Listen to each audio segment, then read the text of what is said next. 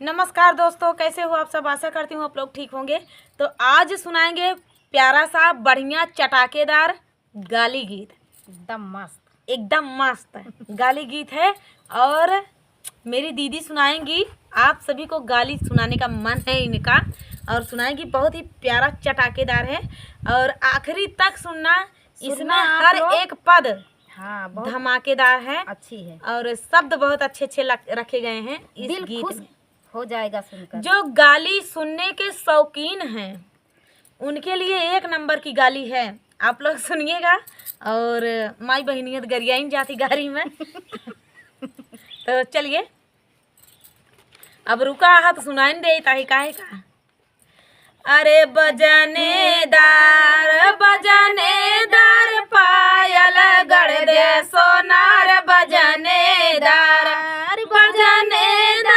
पायल गढ़ दे सोनार, बजनेदार पायल पहिराई दुल्हा के माई, कोटता बाजाई पीसता बाजाई, सरसों का तेल पेरावता बाजाई, बुढ़ऊ के तेल लगावता बाजाई, बजनेदार पायल गढ़ दे सोनार, बजनेदार पायल गढ़ दे सोनार, बजनेदार। अरे पायल पहिराई दुल्हा के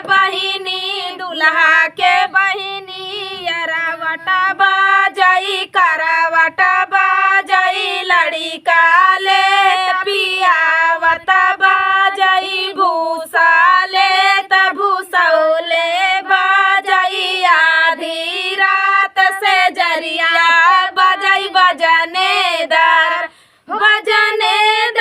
पायल गढ़ दे सोनार, बजनेदार पायल गढ़ दे सोनार, बजनेदार। पायल पहिरे बरती हवन के बहिनी, अंगना बाजाई दुआरे बाजाई, आवता जात वो सारे बाजाई, पानी भरता पानी घटवा पे बाजाई, फुलवा तोड़ता फुलावरिया में बाजाई, बजनेदार पायल गढ़ दे सोनार, बजनेदार पायल गढ़ दे सोनार, बजनेदार।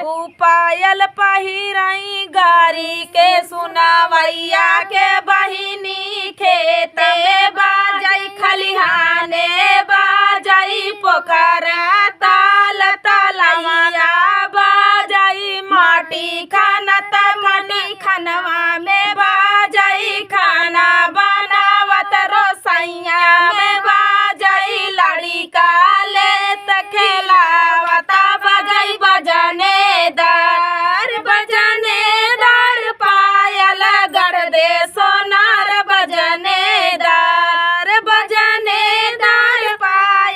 गढ़ दे सोनार, बजनेदार पायल गढ़ दे सोनार, बजनेदार। तो दोस्तों, ये प्यारा सा गारी गीत आप सभी को कैसा लगा कमेंट में जरूर बताना दोस्तों। मिलते हैं अगले वीडियो में, तब तक के लिए नमस्कार।